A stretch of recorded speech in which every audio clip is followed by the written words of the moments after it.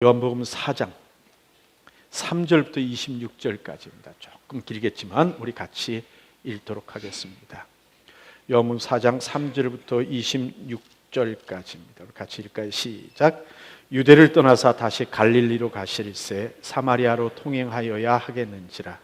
사마리아에 있는 수가라 하는 동네에 이르시니 야곱이 그 아들 요셉에게 준 땅이 가깝고 거기 또 야곱의 우물이 있더라. 예수께서 행로에 권하여 우물 곁에 그대로 앉으시니 때가 제 6시쯤 되었더라. 사마리아 여자 하나가 물을 길러 왔으며 이는 제자들이 먹을 것을 사러 동네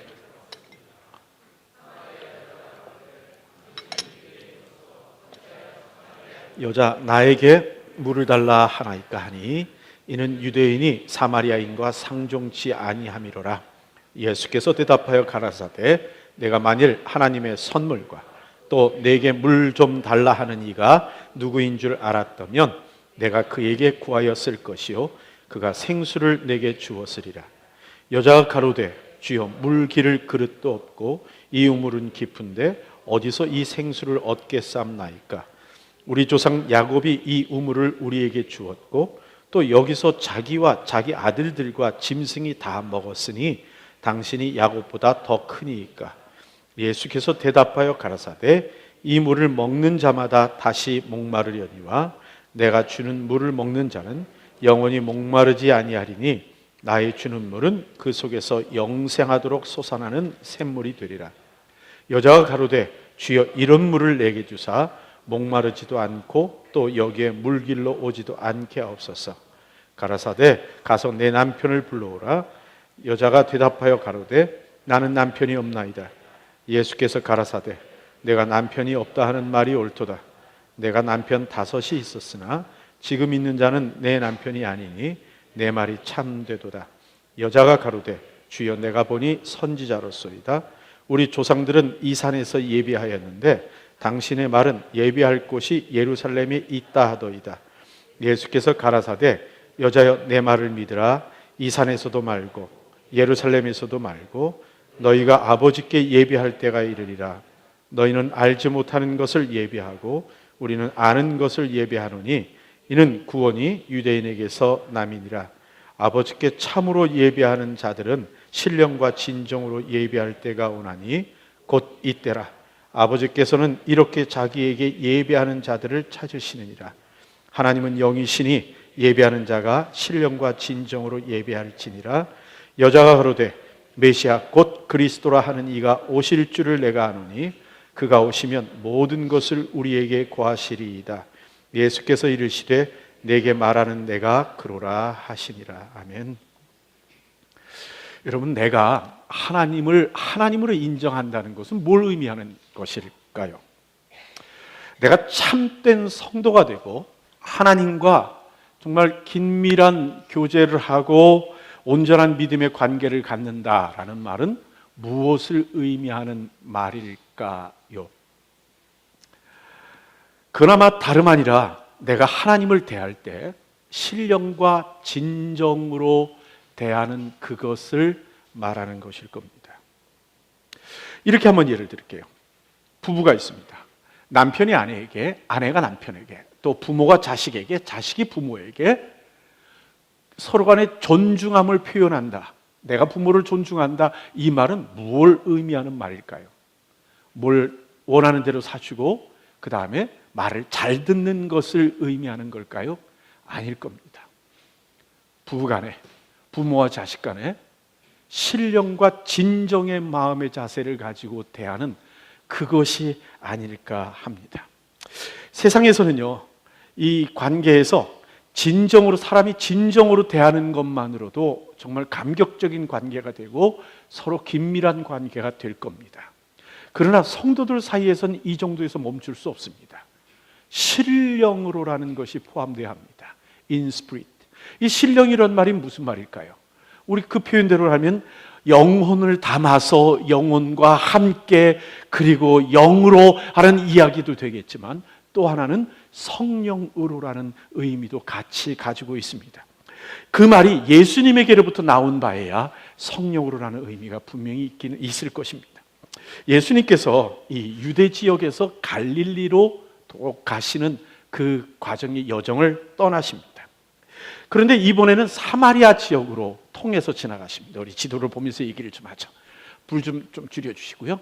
자, 여기가 유대 지역입니다. 그리고 여기가 사마리아 지역이고, 여기가 갈릴리 지역이고, 이 베레아 지역입니다. 여기가 보통 유대인들이 유다에서 갈릴리로 갈 적에는 여리고를 통과해서 벳산이라는 것을 지나서 베레아 땅을 끝까지 올라가서 여기서 이렇게 갈릴리 바로 밑에서 들어가서 갈릴리로 돌아가는 것이 보통입니다. 왜요? 여기에 이 사마리아 지역을 안 지나려고 하는 겁니다.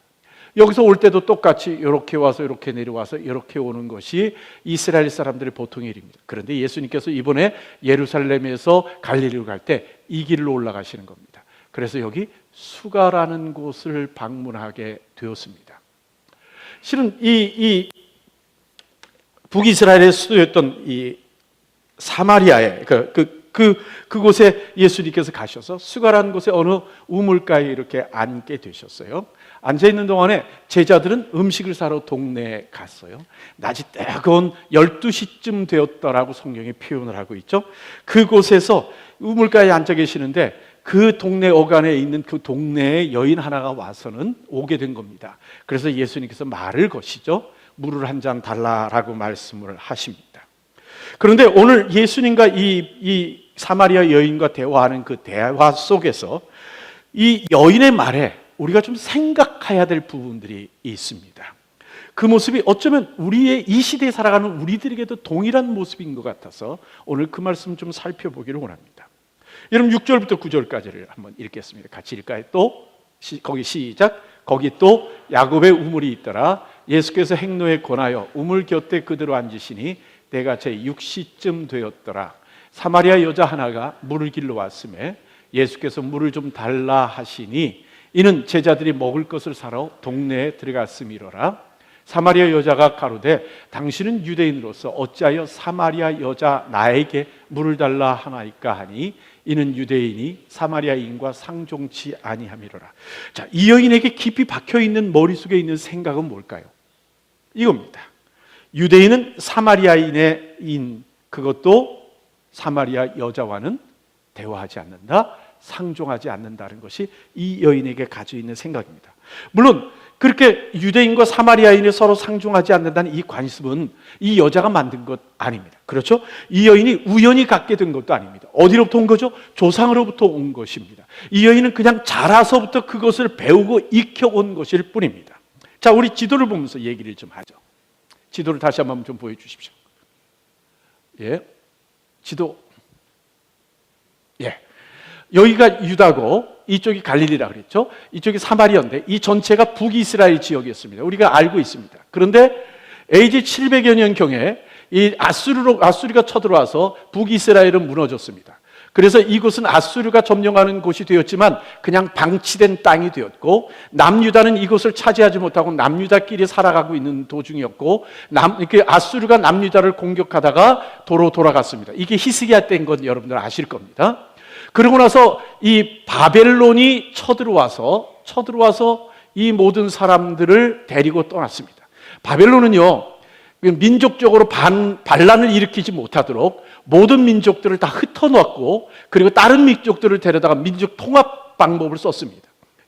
그리고 70년이라는 세월이 있었던 건 우리는 아실 겁니다. 떠나서 그 기간 동안에 이곳에 이민족들과 살아가면서 혼합 결혼을 하면서 이스라엘 백성들이 살면서 하나님에 대한 믿음을 잃어버리고 말았습니다. 그리고 70년이 지나서 바벨론으로부터 이스라엘 백성들이 에스라의 인도하러 따라와 보니까 완전히 엉망이 돼버리고 만 겁니다. 그래서 에스라가 개혁운동을 통해서 혼합결혼한 사람들을 어떻게 했죠? 사마리아로 내쫓아버리고 말았습니다. 그 이후로 사마리아 사람들은 유대인과 적이 돼서 살아갔고 서로 멸시하는 관계를 가지고 살아갔습니다. 그런데 사마리아에도 유대인들이 있단 말입니다. 이들도 하나님을 믿고 있는데 유대인들이 믿는 방법과는 다른 자기들끼리의 원칙을 가지고 하나님을 믿는 하나님의 사람들이 되어 있었습니다. 이런 생각, 이런 서로 간에 그 배척하는 그런 생각은 이 여인의 잘못이 아닙니다. 그냥 잘하며 몸에 익힌 것뿐입니다. 그러니 이 여인이 예수님의 요청에 그런 반응, 좀 꺼려하는 반응을 보이는 그것이 전혀 이상한 모습은 아닐 겁니다. 다만 피하거나 외면하지 않고 예수님과 대화를 시작했다는 사실이 참으로 놀랍다 하는 생각이 들 정도입니다. 이 여인의 겉껍질, 그렇지만 겉껍질은 그 당시에 사마리아 여인들이 갖고 있던 그 생각과는 조금 더 다름없는 일반적인 사마리아 여인이라고 생각할 수 있게 되죠. 그러다 보니까 구원자 예수님께서 그의 필요를 보고 말을 걷고 가까이 와 있음에도 불구하고 관습의 눈으로 예수님을 바라보면서 불편해하는 이 시선을 보이고 있는 이 여인의 모습을 우리는 성경에서 보게 됩니다. 여러분, 우리도요 사마리아 여인처럼 몸에 익혀온 관습, 습관들이 젖어 있어서 우리가 그 관점으로 하나님을 바라보고 예배를 대하고 있지는 않는가 하는 생각을 해봐야 합니다. 한국 문화를 가지고 있건 미국 문화를 가지고 있던 아니면 이민자의 혼합된 문화를 가지고 있건 어떠하건 간에 무엇이 옳고 그른가, 무엇을 선택하는 것이 좋고 무엇을 피하는 것이 좋은가 하는 우리의 생각이, 우리의 것들이 관습적인 습관들의 몸에 배어 있어서 하나님이 내게 다가오는데도 불구하고 예배에 와 있음에도 불구하고 우리 자신들이 그 하나님을 외면하고 예배를 외면하고 살아가는 그런 이곳에 앉아있는 우리들의 모습이 있을 수 있는 겁니다. 여러분 한번 스스로 한번 생각해 보십시오. 혹시 나는 내가 살아온 관습의 눈으로 아니면 내가 익혀온 지식의 눈으로 하나님을 바라보고 있는 것은 아닌가, 예배를 대하고 있는 것은 아닌가. 그래서 이 예배 드리는 것이 나에게 익숙하지 않다, 하나님께서 나에게 다가오는 방법이 익숙하지 않다는 것 때문에 자꾸만 마음을 닫고 있는 것은 아닙니까? 둘째로 10절부터 12절을 한번 읽어보죠. 같이 읽을까요? 시작. 예수께서 대답하여 가라사대 내가 만일 하나님의 선물과 또 내게 물 좀 달라 하는 이가 누구인지를 알았다면 내가 그에게 구하였을 것이요 그가 생수를 내게 주었으리라. 여자가 그러되 주여 물 기를 그릇도 없고 이 물은 깊은데 어디서 이 생수를 얻겠사옵나이까? 우리 조상 야곱이 이 우물을 우리에게 주었고 또 여기서 자기와 자기 아들들과 짐승이 다 먹었으니 당신이 야곱보다 더 크니까. 예. 여러분 오늘 말씀 11절에서 어색함을 발견하지는 않으십니까? 예수님께서 우물 곁에 앉아 계십니다. 난 12시쯤 뜨거운 태양 아래서 한 여인이 우물로 옵니다.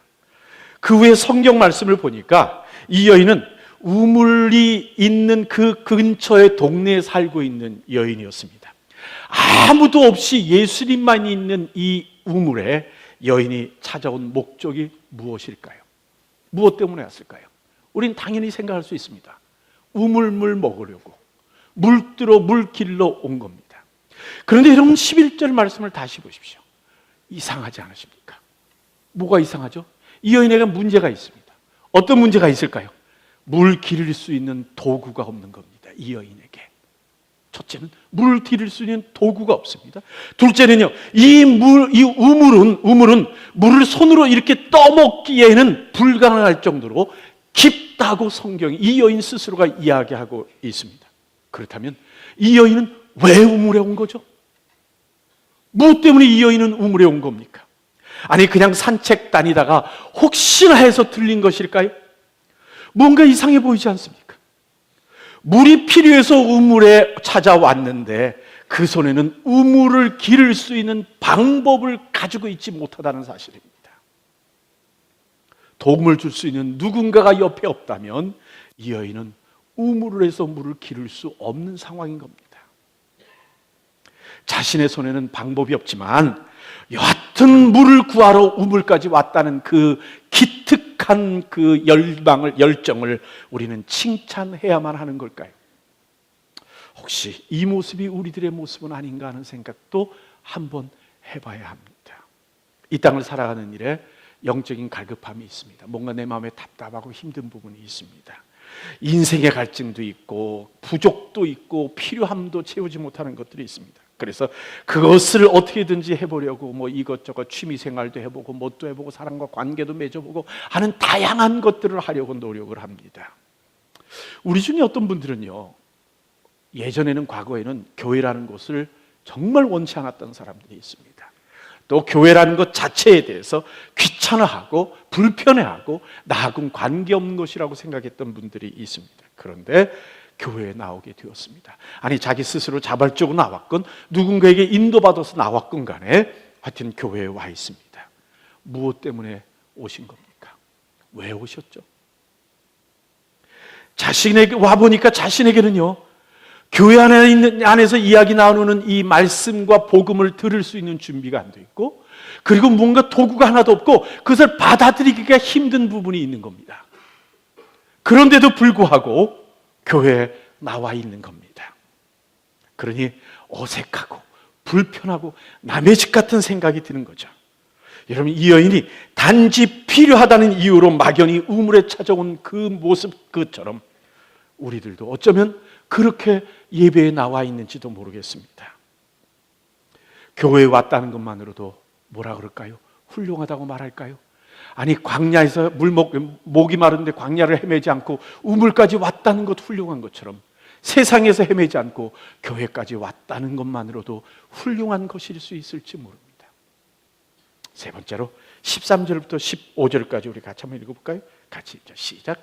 예수께서 대답하여 가라사대 이 물을 먹는 자마다 다시 목마르려니와 내가 주는 물을 먹는 자는 영원 아니하리니 나의 주는 물은 그 속에서 영생하도록 솟아나는 샘물이 되리라. 여자가 가로되 주여 이런 물을 내게 주사 목마르지도 않고 또 여기 물길로 오지도 않게 하옵소서. 여러분, 이 여인의 말에서 발견되는 이 여인의 관심은 무엇입니까? 영원히 목마르지 않는 것과 그래서 우물에 다시 물길로 오지 않아도 되는 것입니다. 혹자는 이 부분에 대해서는 해석을 하면서 이런 이야기들을 합니다. 이 여인이 그렇게 뜨거운 대낮에 우물에 온 것은 이 여인의 삶의 이유가 있기 때문이라는 말을 하죠. 여러분 16절부터 19절까지 읽어볼까요? 시작. 가라사대 가서 내 남편을 불러오라. 이 여자가 대답하여 그러되 나는 남편이 없나이다. 예수께서 가라사대 내가 남편이 없다 하는 말이 옳도다. 내가 남편이 5이 있었으나 지금 있는 자는 내 남편에 주여 내가 보니 선지자로소이다. 남편이 5이 있었는데 이미 5은 뭐예요? 과거의 사람이에요. 그리고 지금 있는 같이 사는 남자도 내 남편이 아니라 라고 말씀을 하십니다. 참 삶이 기구했던 것 같아요. 그렇게 살기 쉽지 않습니다. 어렵습니다. 그러니 주변 사람부터 비난을 받을 수밖에 없죠. 이 우물이라는 것이 여인들이 모이는 곳이라면 모이면 수덕수덕 하면서 그 여인에 대한 이야기들을 하겠죠. 그러니 사람들이 모이는 것을, 이 여인이 가는 것을 좋아할 수가 없는 겁니다. 그러니 이 여인에게 있어서 큰 바람이 있다면 뭘까요? 사람 모이는 곳에 안 가도 되는 겁니다. 이런 사람들이 모이지 않는 그 시간, 떼양볕 밑에 사람이 없을 때 우물을 찾아가는 일을 안 해도 됐으면 좋겠다는 마음에 바람이 있는 겁니다. 목말라 가지 않고 물길로 가지 않는 목마름의 해갈이 그에게 소망일 겁니다. 맞을 수도 있습니다. 그것이 이 여인의 모습일 수도 있습니다. 그러나 분명한 것은요, 이 여인이 바라는 것은 예수님이 말씀하시는 것과 동떨어져 있다는 사실입니다. 이 여인은 16절 17절에서 영원히 목마르지 않는다, 그 속에 영생하도록 솟아나는 샘물이 되리라 하시는 그 예수님의 말씀을 들으면서 항상 내 몸에 물이 넘쳐나서 갈증을 스스로 해결함으로 말미암아 귀찮은 삶을 살지 않는 내 삶이 되기를 원하는 마음이 이 여인의 목적입니다. 여러분, 실제적으로 이 여인에게 필요한 것은 뭘까요? 5의 남편이 있어서 채우지 못했던 인생의 공허함, 지금 새로운 남자를 들였어도 채우지 못하는 인생의 공허함에 대해서 예수님께서 지금 그것을 채우시겠다고 말씀을 하시는데, 예수님 앞에서 이 여인이 하는 이야기는 뭡니까? 기껏해서 겨우 물 들어가는 그 귀찮음을 해결해 달라고 요청하는 게 이 여인의 지금의 모습입니다. 여러분, 이 또한 우리들의 모습은 아닐까 하는 생각을 해봐야 합니다. 우리 또한 과거에 여러 우상들 5쯤 이야기를 할까요? 5쯤 가지고 있었을지 모릅니다. 뭐요? 재물, 지식, 경험, 능력, 사람과의 관계. 아니, 지금 새로이 갖고 있는 그 나의 것도 내 우상도 언제 떠날지 모르는 그러한 것일 수 있습니다. 하나님이 나에게 주시려는 우리의 인생의 근본적인 문제 해결보다는 내 귀찮음, 내 불편, 내 삶에 당장 필요한 어떤 것들을 요구하는 일에 하나님 앞에 이 예배를 사용하고 있는 우리들은 아닌가 하는 생각을 해봐야 합니다. 그래서 예배에 와서도 끊임없이 일어나는 내 마음의 갈증에 대한 하나님의 은혜를 구하지 아니하고 그냥 당장의 일상의 문제들에 머물러 있는 우리들의 모습은 아닐까 하는 생각도 한번 해봐야 되는 겁니다. 하나님께서 내 인생의 생수의 우물을 파주시겠다고 말씀하시는데 나는 뭐라 그러는 겁니까? 하나님께 아니 그냥 물 한 그릇 달라는데 왜 자꾸만 나를 귀찮게 합니까? 라고 말하면서 하나님의 제안을 거부하고 있는 우리들은 아닙니까? 그래서 신령과 진정이라는 예배보다는 자기의 필요에 집중하고 있는 오늘의 우리의 모습은 아닐까 한번 생각해 봐야 합니다. 20절부터 24절을 또 한번 읽어보죠. 같이 읽을까요? 시작.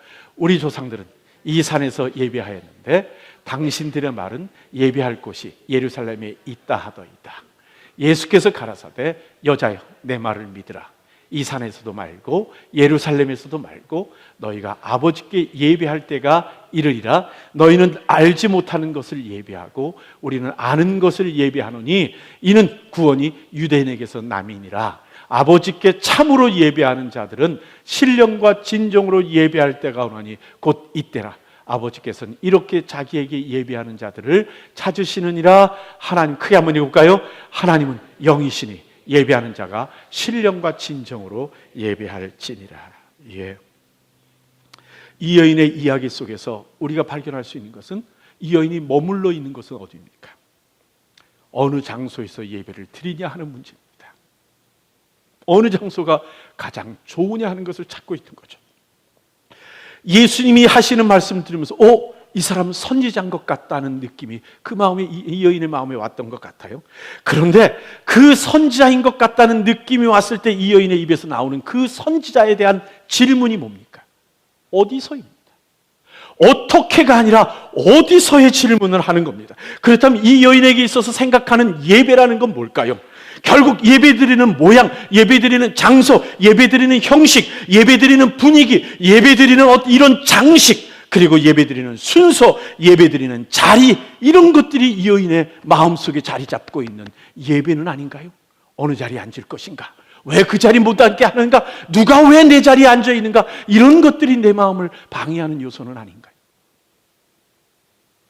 그러하기에 선지자라고 느끼는 그 예수님 앞에서 기껏 질문하는 것이 어디서입니다. 나의 예배는 어떠합니까? 무엇이 내가 드리는 그 예배에서의 나의 관심입니까? 신령과 진정의 예배를 나는 소망하십니까? 아니면 나 자신의 편리함입니까? 나의 만족입니까? 나의 익숙함? 아니면 이 일주일 동안의 힘든 삶에서부터 나를 카타르시스 시키는 그 일이 나의 예배의 관심입니까? 마태복음 11장 7절 8절을 같이 한번 읽어볼까요? 같이 읽죠. 시작. 저희가 떠나매 예수께서 무리에게 요한에 대하여 말씀하시되 너희가 무엇을 보려고 광야에 나갔더냐? 바람에 흔들리는 갈대냐? 그러면 너희가 무엇을 보려고 나갔더냐? 부드러운 옷 입은 사람이냐? 부드러운 옷을 입은 사람들은 왕궁에 있느니라. 예, 그렇습니다. 무엇을 듣고 무엇을 보려고 여러분들은 이 예배에 왔습니까? 귀에 좋은 이야기? 좋아하는 사람들을 만나려고요? 나와 내 자녀들을 만족시켜주는 어떤 프로그램입니까? 그것이 정말 예배하러 온 우리들의 목적이 맞는 겁니까? 예수님은요, 이 여인에게 23절, 24절의 말씀을 제시하십니다.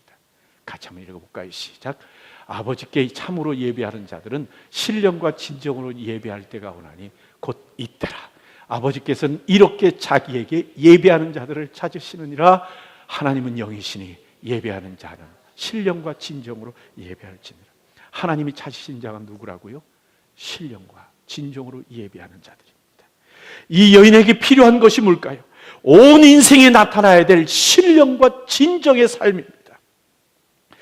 저는 사역훈련 중에 신령과 진정으로 예배한다는 것이 무엇냐라는 이야기를 실질적으로 얘기하면서 세 가지의 우리 마음의 자세를 제시한 적이 있습니다. 한번 그 얘기해 볼까요? 첫째는 나의 예배는 받으려는 예배인가 드리려는 예배인가 하는 부분입니다. 여러분, 나는 오늘 은혜를 받으려고 예배를 드리십니까? 아니면 하나님께 나를 드리려고 지금 예배를 드리십니까? 오늘의 예배의 끝과 예배의 목표점은 하나님입니까? 아니면 나 자신입니까? 지금 나는 하나님께 예배를 드리고 있는 겁니까? 아니면 나 자신을 향하여 예배를 드리고 있는 것입니까? 만일 예배의 대상이 나 자신이라면 나는 예배 내내 나의 만족함을 찾으려고 노력할 것이고, 예배가 나를 기쁘게 해주고, 예배가 나를 위로하고, 예배가 나에게 평안을 주고, 예배가 나의 필요를 채워주고, 예배의 편리한 예배, 편안한 예배를 위하여, 감격적인 예배를 위해서 나를 위해 수고해 줄 사람들이 많이 있는 그 예배를 찾는 내가 될 겁니다. 그러나 하나님께 드리려는 예배의 마음이 있다면 예배가 하나님을 기쁘시게 해드리는 것에 초점을 두려고 하는 우리들의 마음의 결심이 있을 겁니다. 죄인된 내 모습으로는 하나님께 온전한 예배를 드릴 수 없다는 사실을, 불가능하다는 사실을 우리가 알고서 하나님 앞에 예배를 온전하게 드릴 은혜를 간구하는 우리가 되어야 할 것이고, 예배의 끝이 나의 만족이 아니라 하나님의 기쁨이 나의 목적이 되는 예배를 만들려고 우리가 몸부림을 쳐야 하는 예배를 드릴 겁니다. 두 번째, 소극적인 예배인지 적극적인 예배인지. 나는 예배를 수동적으로 참여하는 사람입니까? 아니면 능동적으로 적극적으로 참여하는 사람입니까? 나는 내가 지금 드리는 예배 시간에 나는 무엇을 하고 있는 사람들입니까? 내가 오고 싶은 시간에 와서 있고 싶은 만큼 시간만큼 있다가 내가 원하는 만큼 참여하는 예배자입니까? 아니면 예배를 받으시는 하나님을 생각하면서 그분이 기뻐할 수 있는 거라면 무엇이든지 하겠습니다 하는 그 마음의 각오가 되어 있는 적극적인 예배자입니까? 능동적인 참여자라면 예배에 참석했을 때 우리의 신분은 내려놔야 합니다. 나의 성격, 나의 좋아하는 취미, 나의 경향성 모든 걸 다 내려놔야 합니다. 나의 마음의 복잡함도 다 예배 시간에 내려놔야 합니다. 그것을 내려놓고 예배 자체에 나의 모든 것을 담으려고 하는 우리들의 몸부림이 있어야 합니다. 그러니까 일어납시다. 그러면 그것이 뭐가 바다가 됩니까? 하나님이 기뻐하실 텐데 손을 듭시다. 박수를 칩시다. 이게 뭐가 문제가 됩니까? 하나님이 기뻐하시기만 하면 되는 건데, 그러면 우리가 서슴지 않고 일어나는 겁니다. 여러분, 예배에 집중하는 방법이 있습니다. 예배 시간에 올 적에요, 우리 마음이 그리 편치 않습니다. 수많은 생각들을 가지고 옵니다. 그럴 때 예배에 집중할 수 있는 방법은요, 머리에 힘을 바짝 주고, 그러니까 뇌 속에 힘을 주는 겁니다. 아시겠죠? 그 생각이 딴 생각 들지 않게 내 힘을 바짝 주고, 그리고 하나님 그 부르는 찬양 가사 하나하나를 그냥 집중하는 겁니다. 가사 하나하나 집중하는 겁니다. 무슨 말인지 아시죠? 가사 하나하나에 집중하면서, 그리고 그 마음속에 흔들리지 않게 내가 자발적으로 손도 들고 박수도 치고 일어나고 하나님을 바라보고, 그리고 하나님을 생각하면서 내가 집중하는 겁니다. 내 마음이 흔들리지 않게, 내 생각이 이상한 사람들의 생각, 모든 것들, 다른 생각들이 들어오지 않게 내가 막 하나님께 머리에 쥐나도록 하나님께 집중하는 예배를 드리는, 그것이 하나님께 드릴 수 있는 적극적인 우리의 예배입니다. 그냥 가만히 있다 보면요, 쓱 딴 생각 들어옵니다. 가만히 있다 보면 누가 전화 올 때 됐을 텐데 뭐 카톡 한번 봐볼까? 괜히, 아니 볼 이유가 없는데도 불구하고 쓱 돌아보게 되는 것이 우리들의 모습입니다. 성경 읽자고 성경을 여기 봐도 되는데 꼭 핸드폰 갖고 열어서 보려고 합니다. 그리고 열었다가는 그 성경만 보는 게 아니라 뒤적뒤적 하기 시작합니다. 하나님께 틀린 거 아시죠? 이건 예배가 아닌 거 아시죠? 온 마음으로 집중하도록, 내가 막 머리에 쥐나도록 하나님 생각하는 것. 이 예배가 하나님께 드리는 신령과 진정의 예배일 수 있는 겁니다. 내가 초점이 아니라 하나님의 기쁨이 초점이 되니 나의 모든 생각과 선택이 하나님을 만족시켜드리기 위한 적극적인 행동으로 나타나는 것. 이게 신령과 진정의 예배입니다. 셋째로, 겨우 드리는 예배인가, 준비하여 드리는 예배인가 하는 겁니다. 여러분의 오늘의 예배는 어떤 쪽입니까? 어저께 밤늦게까지 내가 원하는 것들을 하다가 오늘 아침에 겨우 눈을 뜨고 보니까 주일이야. 아이고, 하고는 급하게 준비해서 허겁지겁 예배에 참석하는 성도입니까? 아니면 어제부터 내일이 주일임을 생각하고 토요일 날은 주일 예배를 예배하는 준비일이라는 마음을 가지고 준비해서 예배를 늦지 않기 위해서 노력해서 다가오는 예배자입니까? 여러분, 토요일 밤에는 예배 시간에 지장되지 않도록 우리가 시간 조절을 하고, 또 쓸데없는 거 보지 않고 쓸데없는 사람들도 만나는 것을 가리고, 그리고 하는 모든 것들을 중단하면서 우리가 내일의 예배에 맞춰서 준비하는 우리들의 모습이 되는 사람들입니까? 아니면 새벽 늦게까지 드라마 보다가 이 아침에 몽롱하여 예배 시간에 앉아있는데도 불구하고 내 머릿속에서는 그 장면들로 가득 차 있는 겁니까? 헌금은 어저께 준비해 놓으셨습니까? 아니면 교회 와서야 허겁지겁 헌금을 적어내십니까? 혹시 급하게 오다가 아침에 집에서나 또는 차 안에서 부부 사이에, 자녀들과 사이에 다투고 오신 것은 아닙니까? 그러면 아마 이런 이야기쯤은 하셨을 겁니다. 왜 우리는 매주 교회 갈 때마다 다퉈? 그 이유가 무엇입니까? 겨우 드리는 예배이기 때문입니다. 함께 준비하는 예배가 아니면 갈등은 필연적입니다. 사탄도 우리 사이에 개입해서 우리를 흔들려고 하기 때문입니다. 그래도 이 아침, 여기 교회 올 때까지 싸웠다 하더라도 돌아가지 말고 예배당에 들어오셔야 합니다. 왜요? 그 마치 뭐하고 같으냐면요, 부부 사이에 싸웠다고 아버지 어머니 배로 아버님 집에 앞에까지 갔다가 차 돌려, 나 못 들어가 하고 가는 거하고 똑같습니다. 부모에 대한 모욕입니다. 말씀을 맺겠습니다. 오늘 우리들이 한 해를 마치는 마지막 주인데, 배너는 뗐지만 이 안에 우리가 무엇을 갖고 살아왔습니까? 신령과 진정으로 예배드리는 것 갖고 살아왔습니다. 제가 여러 가지 얘기하는 것보다 우리 잘 알고 있는 찬양 하나 듣는 게 좋을 겁니다. 우리 동영상으로 한번 그 찬양 한번 들어봅시다. 예.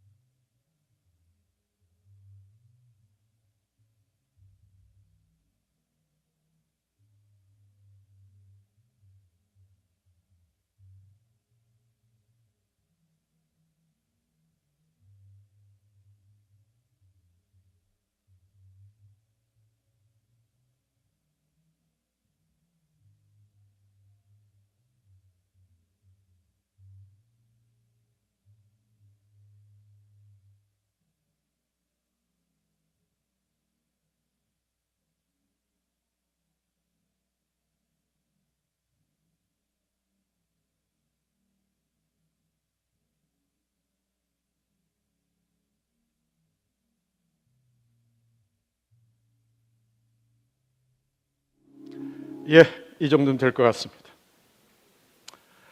여러분, 신령과 진정의 예배는 내가 만드는 겁니다. 교회가 만들어주는 것도 남이 만들어주는 것도 아닙니다. 예배와 받으려는 예배, 소극적인 예배, 그리고 겨우 드리는 예배가 되면요, 교회는 피곤에 쌓인 섬기는 성도들의 공동체가 되고 불평과 원망이 쌓이는 것이 됩니다. 목회자들도 결국 성도들의 만족을 위한 종이 되어버려서 하나님의 종의 소명을 잃어가 버리고 맙니다. 신령과 진정의 예배는 예배에 참여한 내가 스스로 만드는 겁니다. 동일한 찬양을 부르고 똑같은 설교를 듣고 있는데 누군가는 눈물을 흘리면서 하나님 앞에 회개하고 나오는데 누군가는 지루해하고 분노한다면 무엇이 문제입니까? 한쪽에서는 예배 중에 하나님의 뜻을 발견하여 기뻐하고 있는데 다른 어떤 이는 졸고 있거나 불편해하고 있다면 무엇이 문제입니까? 예배는 하나님께 드리는 것이고 내가 하나님 앞에 나와야 하는 것이지 어떤 내용과 분위기를 만든다고 그날의 예배가 훌륭해지는 것은 아닙니다. 오늘의 예배가 내 마음에 들지 않는 이유는 내가 하나님 앞에서 준비되지 않은 것 때문입니다. 분명한 것이 있습니다. 예배가 하나님께 드려지지 않고 이 시간에 참여하여 앉아있다 하더라도 그 시간이 내 앞에서 흘러가고 있다면 나의 중심을 보시는 하나님을 모욕하는 일이라는 사실을 우리가 잊지 않았으면 좋겠습니다. 나의 생각이나 나의 상태와 상관없이 하나님은 나의 신령과 진정의 예배를 받으실 합당한 분이기 때문에 그러합니다. 이 땅의 교회들은 다 똑같이 풍요롭지 않습니다. 찬양팀이 빈약한 교회도 있고 예배의 환경이 안 좋은 교회도 있고 설교자의 능력도 또한 천차만별입니다. 내가 원하지 않는 시간에 원하지 않는 장소에서 원하지 않는 사람들과 예배하는 것이 아마도 대부분의 우리들의 모습일 겁니다.